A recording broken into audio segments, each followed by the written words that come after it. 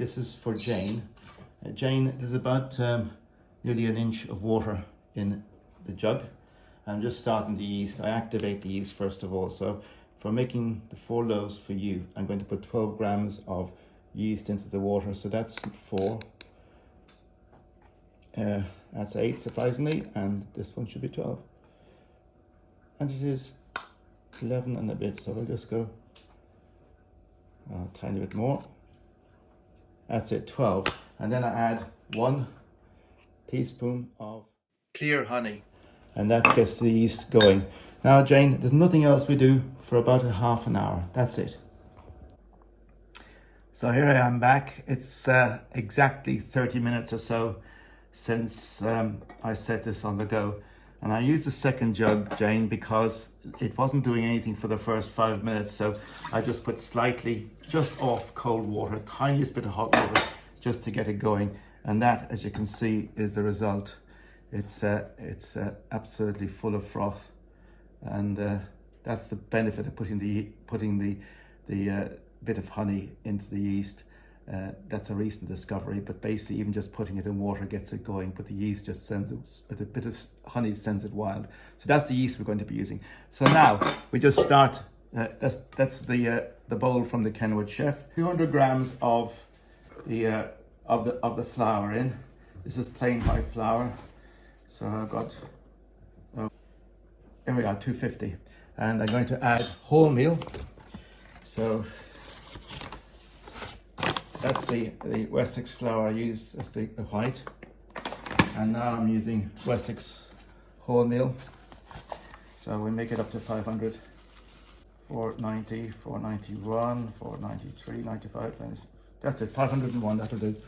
And then I use any combination of whatever flours I've got. So I've got a few bags nearing the finish. So I would empty all of this in. This Wessex cover gives that some whole grains in there. So we put all of that in. So there wasn't a lot in that bag. That's in. So it's only got 566. So that means we've got 66 grams of that gone in. This is Wessex Mills 6 seed. So I'll put in all of that as well. So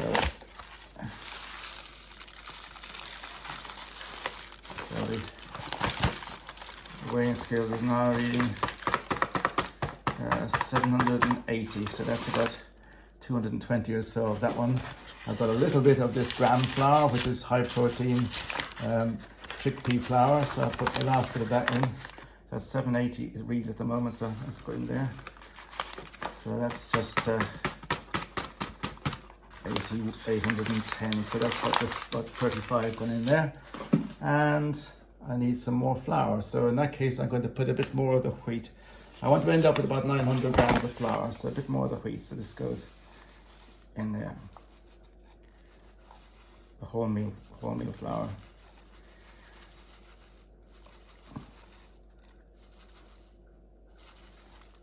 So there we have it. That's exactly 900 grams of flour now. So what I'm going to put in next is salt. Got salt here somewhere. So for this amount of flour, I put in at least 12 grams of salt, not more than 16. So for you, I'll put in 12. So that's 901. So that's 909. So that's 8 and a little bit more. So that's 8 and that's 912 now, so 913, so maybe 1 more gram. That's it, 913. So that's basically 12 grams of salt. We are now, for this amount, we'll put in about 50 grams, not more than 50 grams, a minimum of 30, but up to 50 grams of olive oil. So olive oil, so 50 will be 963, so 960, let's go for a little bit less than that. That'll do, 961, so a tad less than the 50. And done the salt, done that. Now, a combination of seeds. Sometimes I use nuts, but basically it's flax seeds, or I'm going to use pumpkin seeds. Normally at least 50. So for this one, so 50. There's 50 in it. There's 43, so right, I'll talk now before I put the machine on. So That's what I'm about to put into the start mixing, I should say. So obviously make it secure. Turn the machine on, so we'll be quiet for a while. And then I'll start to add more water, okay? So this is the jug we just emptied in, and I'll just start to add water.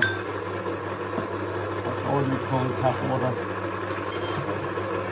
And there's a bit of judgment here. It certainly needs a full pint, but towards the end I'll just be watching how sticky it is. So we'll start to add a bit more. And we'll hold it there and see how it gets on. And to give you an idea what it looks like at this stage,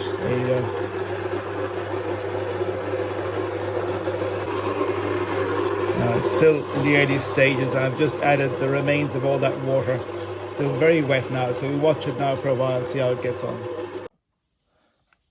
Right, I've stopped the machine to have a look at it, and it is a little bit too wet, so I'm going to put in about 40 grams of the wholemeal, and then what I'm looking for is it'll self-clean. This is how I used to judge how wet it is.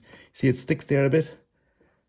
So, but what I want to see it cleaning up itself around the edge, and that's where I know I got the amount of moisture correct. So there we are. It's going again now. So to blend in that extra bit of flour up to, I normally do it about 2.5 to 3 speed. So you get an idea there. But I got to accept that as it is. As I said, we've seen it once. And I've not left it as long as this before, but I'm interested that it is actually putting more back on the bottom. So we'll stop it there. There you go.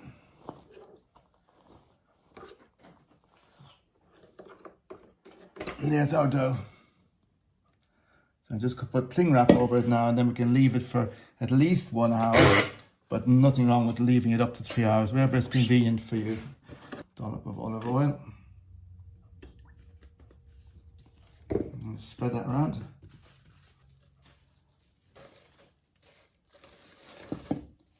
And that is it. That's all we do now for about 3 hours.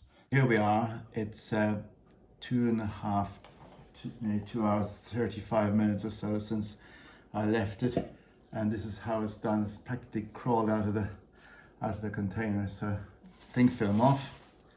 Put the camera down a bit, and then we just knock it down. Just rub that all over the board. And then we just top it out.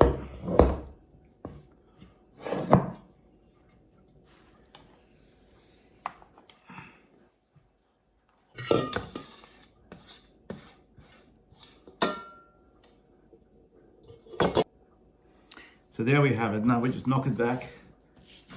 A bit of olive oil on my fingers helps.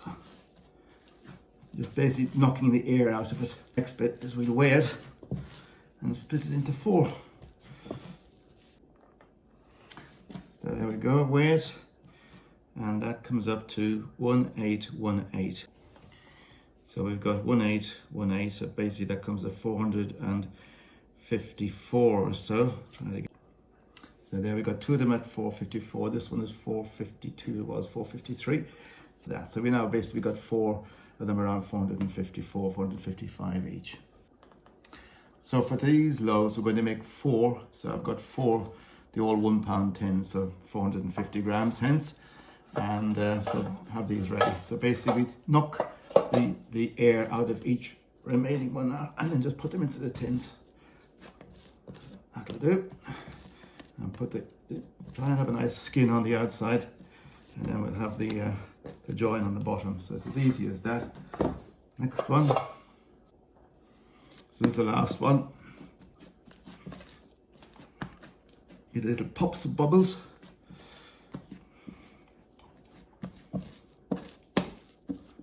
So that's the last one. There you go. So for this bit, we just cover them up with a plastic bag, big plastic waste bag, brand new, and give them space to rise.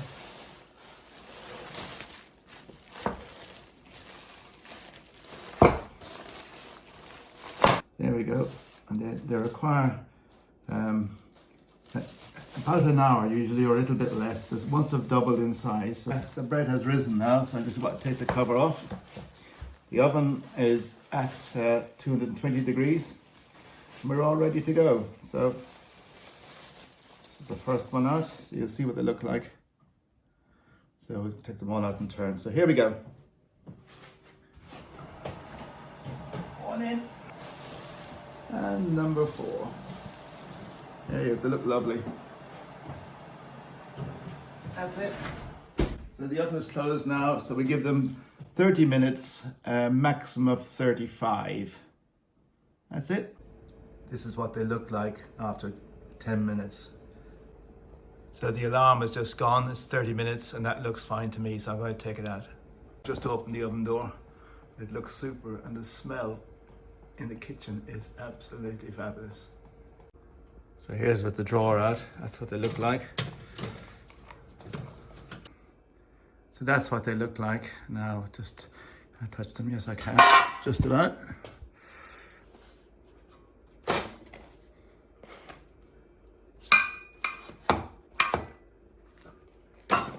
There you go. Done. So there we are, that's the job done. Those 4 loaves, they've been baked over about a 6-hour period from when I started this morning at about 10 o'clock or so to what it is now just after 3. Only about 10 or 15 minutes actual activity. The rest is just allowing it to do its own thing.